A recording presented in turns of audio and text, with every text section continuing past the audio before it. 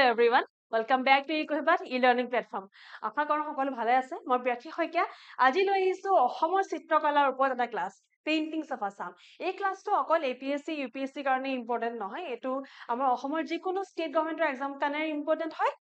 লগতে আহি থকা মেইনছৰ কাৰণে বহুত বেছি ইম্পৰ্টেন্ট হয়। ওকে, সো বেছি দেৰি নকৰোঁ, আগবাঢ়ো তেন্তে।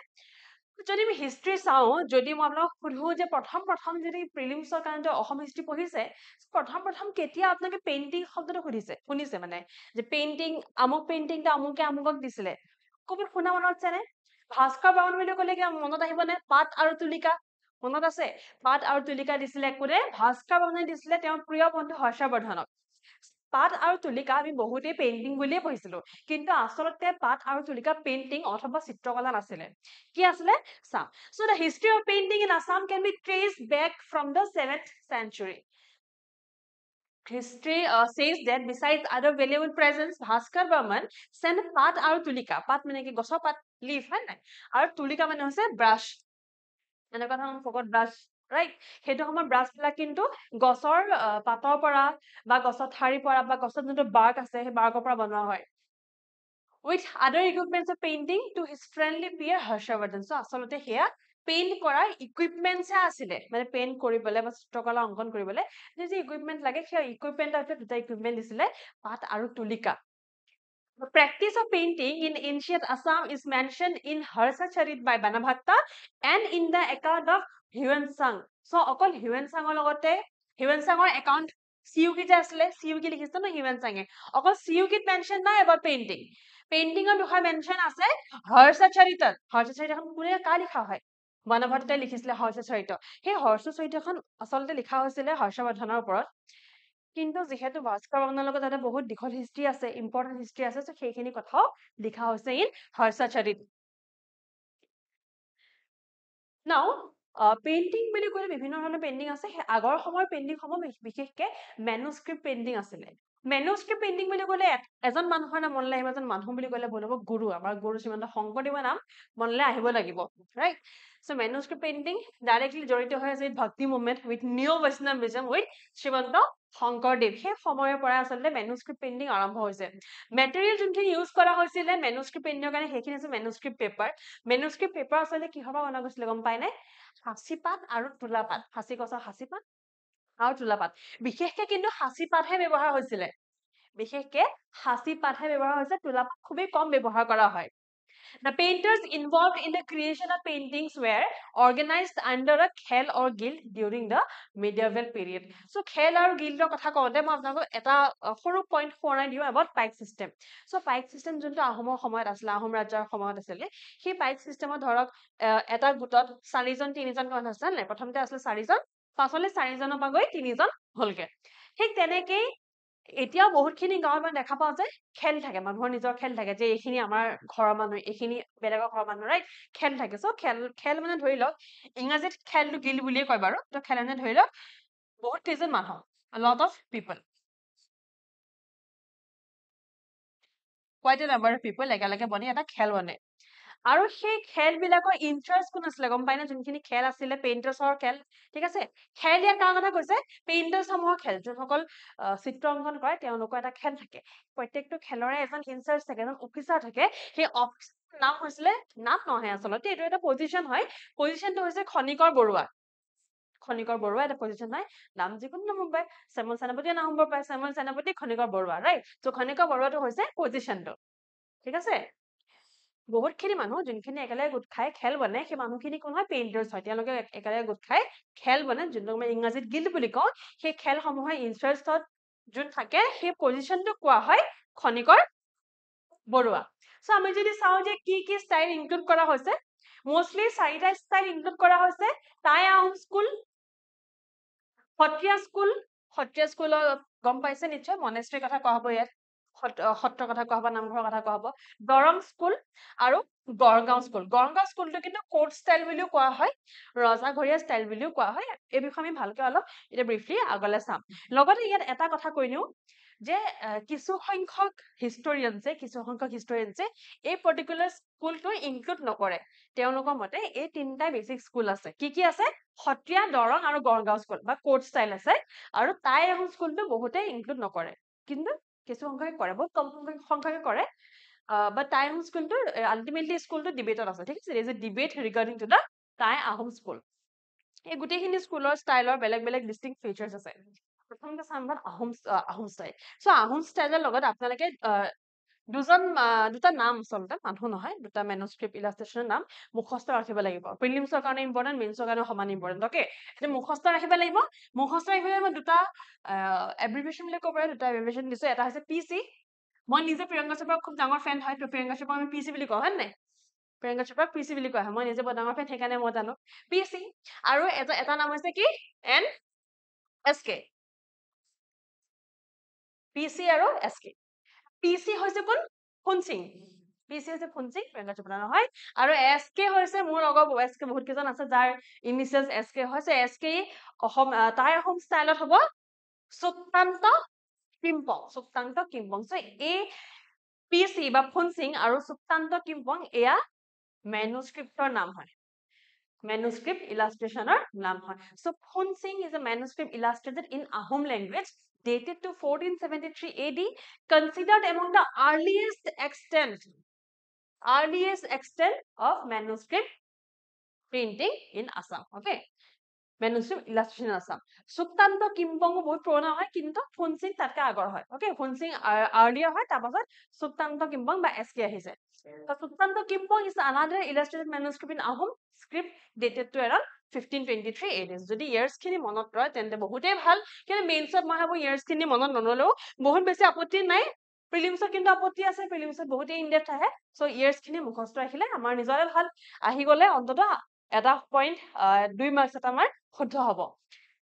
সো সুক্তান্ত কিম্পং আৰু তাৰ আগত যোন আছিলে ফুনচিং সেই দুটা মেনুস্ক্ৰিপ্ট ইলাষ্ট্ৰেশ্যন হয় এই দুটা ইলাষ্ট্ৰেশ্যন বাদ দি আৰু ইলাষ্ট্ৰেশ্যন আছে নামখিনি বহুত ইন্টাৰেষ্টিং হয় এটা হৈছে ফিবান ওমেন এণ্ড ডিভিনেশ্যন এটা হৈছে কুকুৰা ঠেং বাকী একো মুখস্থ নৰলেও মনত নৰলেও কুকুৰা ঠেংটো চাগে সকলোৱে মনত ৰব হয় নাই কুকুৰা ঠেং আৰু এটা হৈছে খুৰালং ঠিক আছে মোষ্টলি আমি মনত ৰাখিব লাগিব পিচি আৰু এছকে পিচি হৈছে ফুনচিং এছকে হৈছে সুক্তান্ত কিম্পং তাৰ উপৰি যদি বাকী এটা মনত থাকে তেন্তে মেইনছত বহুত সহায় হ'ব মেইনছত এনেকুৱা ধৰণে এক্সাম্পলছ খিনি দি আনসাৰ লিখিলে আপোনালোকে মাৰ্কছ বেছিকে পাব নহলে যদি পেইন্টিংছৰ কথা সোধে সকলোৱে কি লিখিব হস্তি বিজ্ঞানৰ কথা লিখিব সুকুমাৰ বৰকান্ত হস্তি বিজ্ঞানৰ কথা লিখি দিলে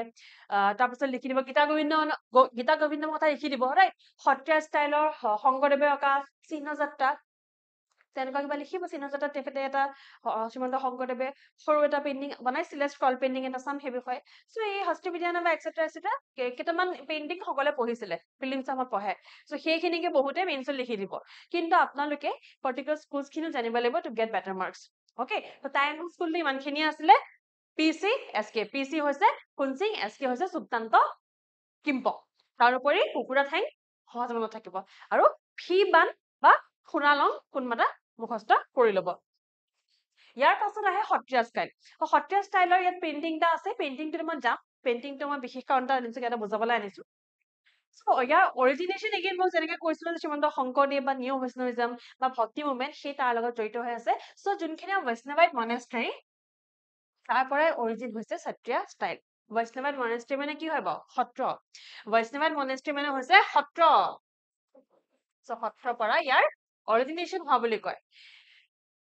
introduction of painting in the context of drama can be attributed to Shankarev's scroll painting for Sinhajatra where he illustrated 7 Vaikuntha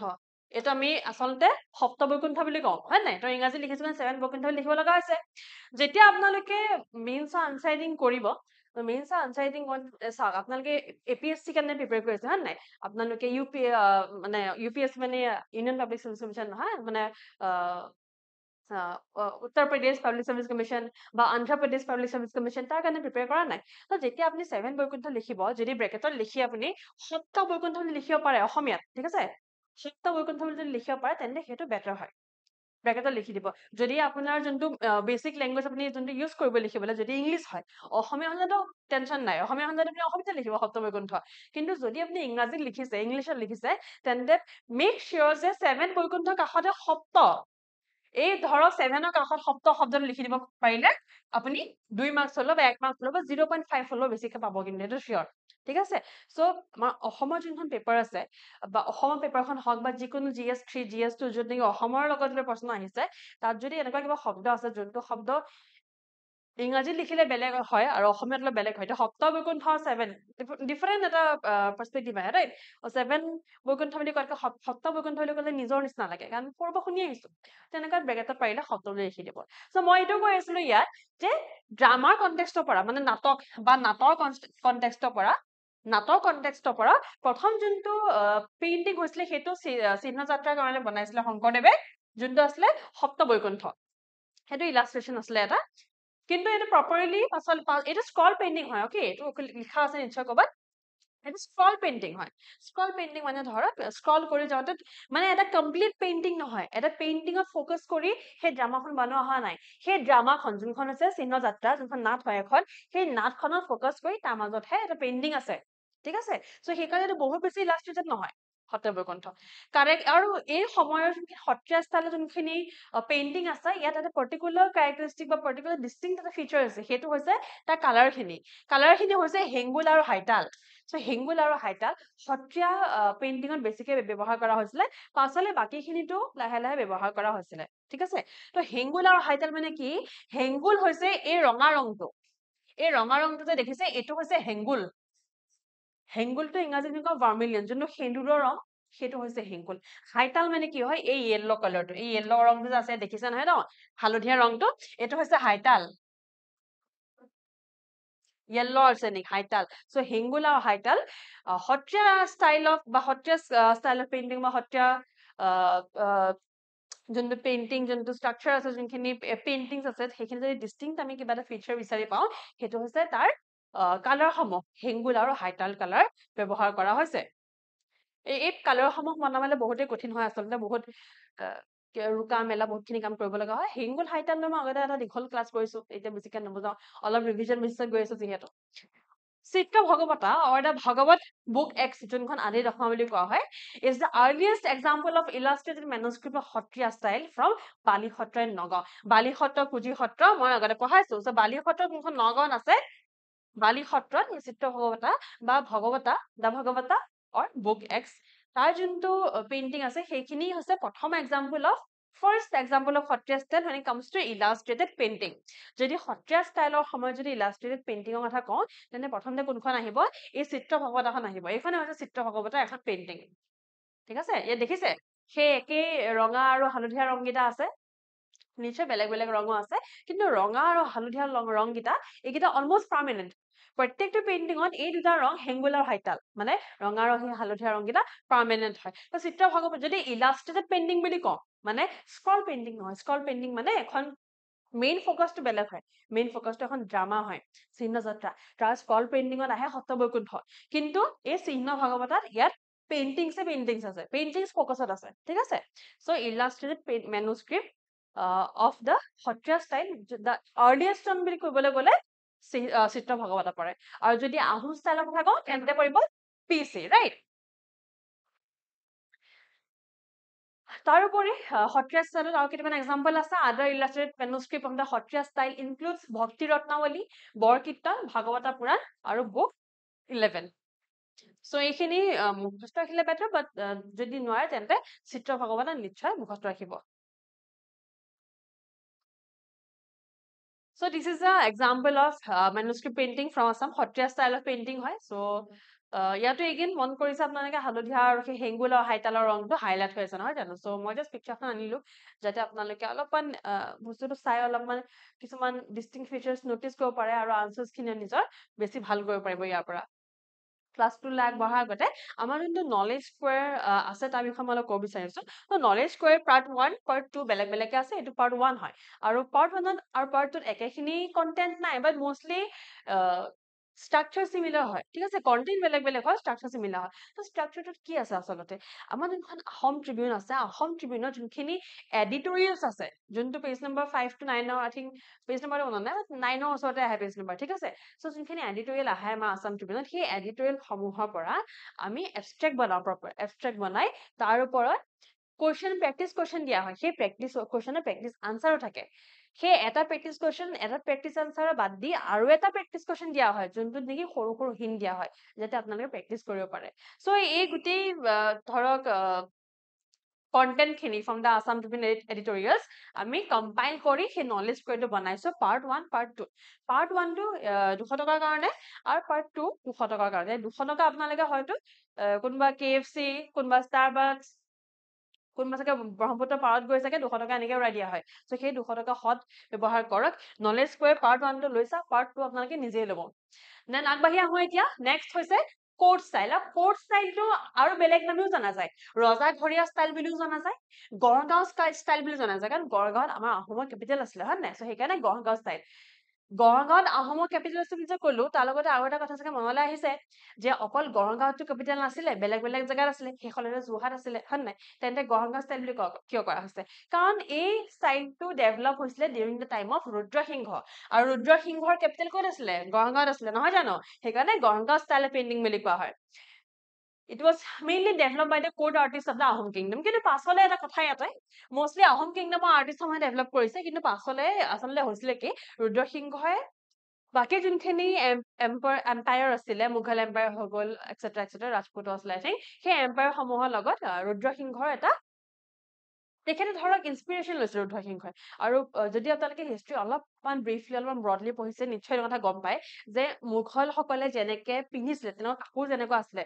পাগুৰি মাৰিছিলে ৰাইট সো তেনেকুৱা ধৰণৰ কাপোৰ ৰুদ্ৰসিংহই আমাৰ অসমতো আহোম কিংডমত ইন্ট্ৰডিউস কৰাইছিলে সো এই কাপোৰৰ লগতে বহুতখিনি বস্তু ইন্ট্ৰডিউস হৈছিলে ফ্ৰম মুঘলছ তাৰ ভিতৰতে এটা আছিলে পেইন্টিং সো পেইন্টিংছৰ ইনস্পিৰেশ্যন তেখেতে ৰুদ্ৰসিংহই মুঘলছৰ পৰা লৈছিলে আৰু সেই সময়ত অকল আমাৰ ইয়াত আহোমৰ আৰ্টিষ্টে নাছিলে মানে অকল আহোমৰ পেইন্টাৰ্ছে নাছিলে বাহিৰৰ অল ওভাৰ ইণ্ডিয়াৰ বহুতখিনি পেইন্টাৰ্ছ আমাৰ অসমত তেতিয়া আছিলে এই আহোম কিংডমত আছিলে ৰুদ্ৰসিংহৰ সময়ত ইনিশিয়ালি তেওঁলোকে খনিকৰ সমূহ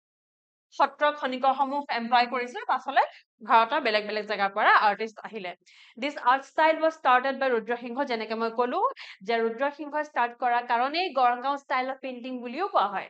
who ordered the illustration of Gita Govinda ৰুদ্ৰসিংহই আচলতে গীতা গোবিন্দাৰ ইলাষ্ট্ৰেশ্যনৰ বিষয়ে তেখেতে বহুত গুৰুত্ব দিছিলে তেখেতে বিচাৰিছিলে ইয়াৰ মেনুস্ক্ৰিপ্ট ইলাষ্ট্ৰেশ্যন বনোৱা হওক গীতা গোবিন্দৰ সেইটো সময়ত তেখেতে সেই কাৰণে অকল আমাৰ অসমৰ খনিকৰ সমূহ নহয় বাহিৰৰ বহুতো আৰ্টিষ্টক আমাৰ অসমলৈ আমাৰ আহোম কিংডমলৈ আনিছিলে The new and secular style of painting এটা secular বুলি কিয় কোৱা হৈছে যেনেকে মই কলো যে অকল আহোম কিংডমৰ নাছিলে মুঘলছৰো আছিলে সাউথ ইণ্ডিয়াৰ আছিলে বেলেগ বেলেগ জায়গাৰ আছিলে He was a great person who was passionate with paintings and art The new and secular style of painting included Hasti Vidyanava. It Hasti Vidyanava ako ৰুদ্ৰসিংহৰ সময়ত বনোৱা নহয় আকৌ অম্বিকা সময়ত বনাইছিলে হয় নাই শিৱসিংহৰ ৱাইফ অম্বিকা যোন বৰ ৰজা আছিলে সুকুমাৰ বৈকান দিলবৰ দছাই পঢ়িছে নিশ্চয় প্ৰিলিমছত সো হস্তি বিদ্যানবা আছে শংকৰসু বন আছে গীতা গোবিন্দ ডেফিনেটলি আছে লগতে লৱকুশৰ যুদ্ধ আছে সো বহুতখিনি টপিকছৰ ওপৰত বহুতখিনি কন্টেন্ট বুলি কৈছো আচলতে আমি কন্টেন্ট বুলি কওঁ প্ৰায় যিহেতু সেইকাৰণে শব্দ ব্যৱহাৰ কৰিছো বহুতখিনি হিষ্ট্ৰী বা বহুতখিনি ষ্টৰীৰ ওপৰত সেই পেইন্টিংছ সমূহ বনোৱা হৈছিলে এইটো সময়ত বিশেষকৈ পপুলাৰ হয় হস্তি বিদ্যানবা লৱকুশ যুদ্ধ শংকৰসু বধ যথেষ্ট পপুলাৰ গীতা গোবিন্দ এগেইন এই চাৰিখন যথেষ্ট পপুলাৰ হয় আৰু এই চাৰিখনৰ বিষয়ে আচলতে ষ্টুডেন্টছে প্ৰিলিমছৰ সময় বেছিকৈ পঢ়া হয় This is the picture from Hasti Vidyanava. এতিয়া হস্তি বিদ্যানবা বুলি ক'লে বহুতে এইটো হবে যে হাতী বিষয়ে থাকিব সেই হস্তি বিদ্যানবা আচলতে it's a treatise on elephants হয় নাই আমি তেনেকে পঢ়ো treatise on elephant হয় সো হাতীৰ বিষয়ে থাকিব সেইটো নহয় যথেষ্টখিনি হাতীৰ বিষয় আছে কিন্তু তাৰ উপৰি বেলেগ বেলেগ কিছু তেওঁলোকে ইম্পৰ্টেন্ট টপিকছ বা ইম্পৰ্টেন্ট কথা তেওঁলোকে পৰ্ট্ৰে কৰিছে থ্ৰু পেইন্টিংছ সো ইয়াত নিশ্চয় হাতী দেখা নাই কিন্তু এখন হস্তি বিদ্যানবাৰ এটা সৰু পিকচাৰ হয় মেনুস্ক্ৰিপ্ট পেইন্টিং আচলতে কাপোৰতো কৰা হৈছিল আগতে দেই কাপোৰতো কৰা হয় আৰু এতিয়া আমি শেষত চাম Darrang style so 18th century early middle part মানে যদি আমি early part middle part আৰু late part ঠিক আছে এইটো early এইটো middle এইটো late যদি এনেকৈ ভাগ কৰো তেন্তে early যদি আমি তিনটা ভাগত ভাগ কৰো যে early middle late তেতিয়া এই পাৰ্টটো middle early part of 18th century Hotria pictorial idiom moved for the first time to Dorong some the illustration of Dorong style are Kaumudi Onari Patan and the Bhagavata Bhagavat Puran book 8. The most important example of the later Dorong manuscript miniature is the Dorong Raj Vamsavali. Dorong Raj Vamsavali বা Dorong Raj বংশাৱলী বুলিও কয় অসমীয়াত হয় নাই দৰং ৰাজ বংশাৱলী বা বংশাৱলী তাক লৈ যোনটো পেইন্টিং কৰা হৈছিলে ইয়াত এটা শব্দ মন কৰিব মই কি কৈছো এইটো যে দৰং মেনুস্ক্ৰিপ্ট কি হয় মিনিয়েচাৰ হয় ইলাষ্ট্ৰেচন নহয় সো ইলাষ্ট্ৰেচন কে মিনিয়েচাৰ নেকি মিনি মানে সৰু হয় নাই সো মিনিয়েচাৰ হয় আৰু আচলতে দৰং ৰাজ বা দৰং ষ্টাইলৰ লগতে পেইন্টিংছৰ অলমোষ্ট ডিক্লাইন হ'বলৈ ধৰে আৰু দেই সো যেতিয়া কৃষ্ণাৰায়ণক তেখেতে যেতিয়া ডিথ্ৰনমেণ্ট হৈছিলে যেতিয়া সিংহাসন এৰিব লগা হৈছিলে 1805 তাৰ পাছতে দৰং ষ্টাইল অফ পেইন্টিং শেষ হৈ গ'ল আচলতে এই গোটেই পেইন্টিঙৰ ষ্টাইলবোৰ শেষ হৈছিলে মৰমৰীয়া যুদ্ধৰ পৰা সো মৰমৰীয়া যুদ্ধ যেতিয়া দ্বিতীয়বাৰলৈ হৈছিলে প্ৰথমবাৰ দ্বিতীয়বাৰ বেলেগ বেলেগ আছে হয় নাই দ্বিতীয়বাৰলৈ হোৱাৰ পৰা বেছিকে ডিক্লাইন হ'বলৈ ধৰিলে কাৰণ তাৰ পাছতেই ব্ৰিটিছ আহিলে বাৰ্মিজ আহিলে মানসকল আহিলে তেনেকে ধৰক পেইন্টিংছ সমূহৰ যোনটো ষ্টাইল যোনটো ৰাখি চলা হৈছিলে সেইটো লাহে লাহে ডিক্লাইন হ'ল বৰ্তমানটো মডাৰ্ণ পেইন্টিং আছে so the manuscript painting culture decline after the Moamoria rebellion মনত ৰাখিব যে ডিক্লাইন হোৱাৰ দুটা কাৰণ দিয়া হৈছে Moamoria rebellion due to devastation caused by it followed by the Burmese invasion এই দুটা কাৰণতে মোষ্টলি আমাৰ যোনটো ইলাষ্ট্ৰেচন মেনুস্ক্ৰিপ্ট ইলাষ্ট্ৰেচন পেইন্টিং কৰা হৈছিলে সেইখিনি লাহে লাহে নাইকিয়া হ'ল after the collapse of Ahom government and lack of patronization call for the ways of decline so লাহে লাহে ডিক্লাইন হৈ গ'ল নাইকিয়া হৈ গ'ল বহুত ধুনীয়া আছিলে কিন্তু এটা সময়ত যদি পেইন্টিং সমূহ মন কৰিছে এতিয়ালৈকে আপোনালোকে যথেষ্ট ধুনীয়া পেইন্টিং আছিলে এইখিনি ৰাখি থব পৰা হলে আমাৰে ভাল হয় এইটো নহয় যে ৰাখি থোৱা নাই আজিৰ সময়তো বহুতখিনি পেইন্টিং এই ফুনচিঙৰ যোনটো পেইন্টিং আছে পিচি ফুনচিঙৰ যোনটো পেইন্টিং সেইটো আমাৰ অসমৰ DHS directorate of historical and antique something এটা ডিপাৰ্টমেন্ট আছে সৰি ডাইৰেক্টৰিয়েল নহয় department of historical and antique I think as for specimens learning DHAS বুলি এটা ডিপাৰ্টমেন্ট আছে অসমৰ ঠিক আছে অসম চৰকাৰৰ সেই DHAS